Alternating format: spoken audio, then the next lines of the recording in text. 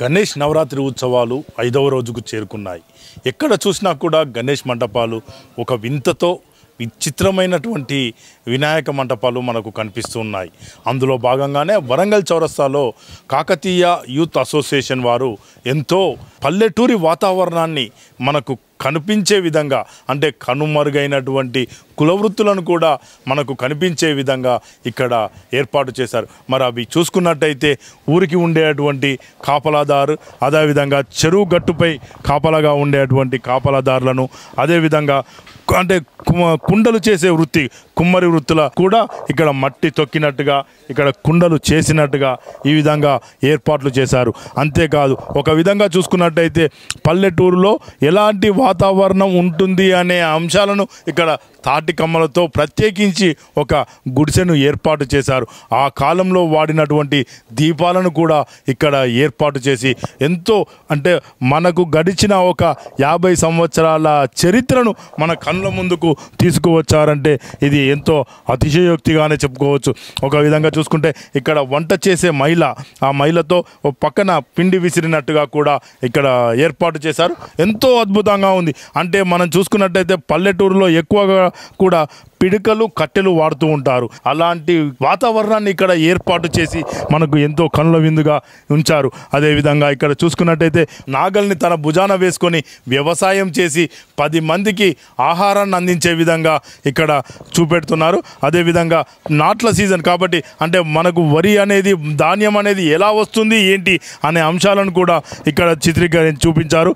అదేవిధంగా వ్యవసాయం అయిపోయినాక రైతు తన ధాన్యాన్ని, అదేవిధంగా గడ్ల అంటే పశుగ్రాసాన్ని కూడా ఇంట్లోకి ఎలా తీసుకెళ్తారు అనే అంశాలను ఇక్కడ ఎడ్ల బండిని చూపించారు. అదేవిధంగా చూసుకున్నట్టయితే ఇక్కడ ఇక గణనాథుని చూసుకున్నట్టయితే పూర్తిగా కూడా విఘ్నేశ్వరుని వాహనమైనటువంటి ఎలుక తన 2 చేతులతో లడ్డూను తీసుకొచ్చే విధంగా ఏర్పాటు చేశారు. అంతేకాకుండా ఇక ఒక వృక్షం కింద గణనాథుడు ధ్యానం చేస్తూ కూర్చున్నట్టుగా ఉంది. ఎన్నో అంశాలతో కూడుకున్నటువంటి పల్లెటూరి ప్రకృతిని మనకు కళ్ళ ముందు చూపిస్తున్నారు ఈ కాకతీయ యూత్ అసోసియేషన్ వారు. మరి వారు కూడా మనతో ఉన్నారు. మరి వారిని కూడా అడిగి తెలుసుకుందాం, దీనికి ఎలాంటి వ్యయ ప్రయాసాలు ఓర్చారో కూడా వారిని అడుగుదాం. చెప్పండి సార్, ఇక్కడ ఈ గణనాథుని ఏర్పాటు చేయడానికి మీకు ఎంత సమయం పట్టింది, ఏంటి అసలు? ఓం గణేశాయ నమః. మేము మాది కాకతీయ యూత్ అసోసియేషన్ వరంగల్ అండి, కొండూరు వారి వీధి మాది. నా పేరు వచ్చేసి సాయి కృష్ణ. మేము రాజ్వీర్ సార్ గారి ఆధ్వర్యంలో మేము గత 45 సంవత్సరాలుగా ఈ ఉత్సవాలు నిర్వహిస్తూ ఉన్నాము. మా పెద్దలు, దానికంటే వాళ్ళ పెద్దలు మొత్తం అందరూ కలిసి ఈ వినాయకుడిని ఉత్సవాలు నిర్వహిస్తున్నాం ప్రతి సంవత్సరము. గత 15 సంవత్సరాలుగా కొత్తదనం తీసుకురావాలని, పబ్లిక్లో అవేర్నెస్ ప్రోగ్రాం రావాలని చెప్పేసి మేము ఈ కార్యక్రమం నిర్వహించాము. అంతకుముందు బాల గణేశుని కిందగా, దాని తర్వాత పోయిన సంవత్సరము ఫారెస్ట్ అడవిలో గణపతిగా తీసుకొచ్చాం. ఈసారి పల్లెటూరు గణపతి. ఎందుకంటే మనం పల్లెదనాన్ని మర్చిపోతూ ఉన్నాం. ఎందుకంటే ఈ జనరేషన్కి అసలు పల్లె వాతావరణం కానీ, పల్లె కానీ, అసలు ఏ వృత్తులు ఏమున్నాయి, పల్లెలో అసలు ఎట్లా ఉండేది వాతావరణం అనేది ప్రతి ఒక్కరు మర్చిపోయారు. దాని గురించి మేము ఏంటి అంటే ఈ యొక్క సెటప్ ద్వారా అయినా పల్లె వాతావరణాన్ని కనిపించడానికి మేము ముందుకు తీసుకురావడం జరిగింది. అంటే చూసుకున్నట్టయితే ఈ వినాయక మంటపంలో ప్లాస్టిక్ అనేది వాడారా మీరు?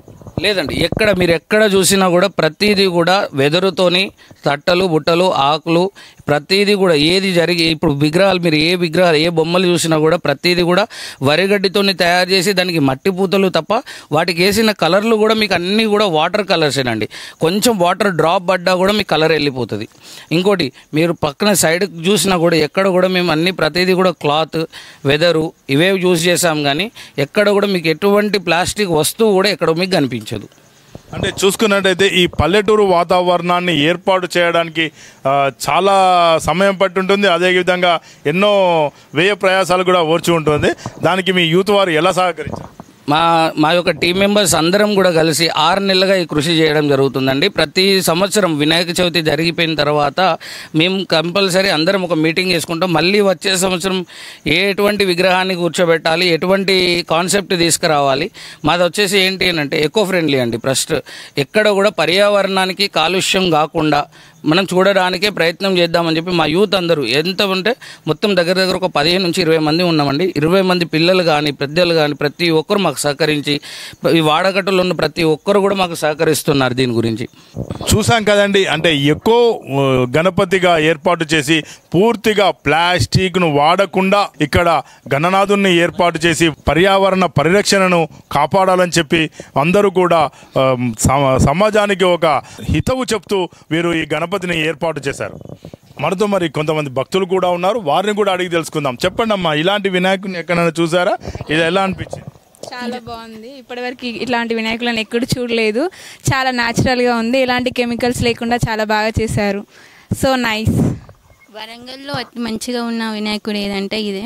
చాలా బాగుంది. అగ్రికల్చర్ కల్చర్ చూడడానికి కూడా మంచిగా ఉన్నది. మేము ఇక్కడికి రావడం ఇదే ఫస్ట్ టైం. చాలా వినాయకుని విజిట్ చేసాం కానీ ఇలాంటి విజిట్ చేయడం ఇదే ఫస్ట్ టైం. చాలా బాగుంది, చాలా న్యాచురల్గా ఉంది. అగ్రికల్చర్ థీమ్ తోటి చేశారు. ఇలాంటివన్నీ ఓన్లీ పల్లెటూరులో మాత్రమే చూస్తాము. సో మాలాంటి సిటీ కల్చర్ వాళ్ళకి ఏమీ తెలియదు దీని గురించి. So nice concept. చాలా బాగుంది చూడడానికి కూడా. ఎవరైనా భక్తులు వచ్చినా కూడా చాలా ఇన్స్పైర్ అవుతారు. చాలా ఎకో ఫ్రెండ్లీ ఉంది. సిటీ వాతావరణంలో మనకి ఇలాంటివి ఏవి కూడా కనిపించవు వాస్తవంగా. ఇప్పుడున్న పొల్యూషన్లో లైక్ ఇలా అగ్రికల్చర్ ఉండడం చాలా బెటర్. లైక్ పొల్యూషన్ లేకుండా చూడడానికి కూడా బాగుంది. ఇలాంటి ఇంకా మరిన్ని ఇంప్రూవ్ కావాలని కోరుకుంటున్నాం.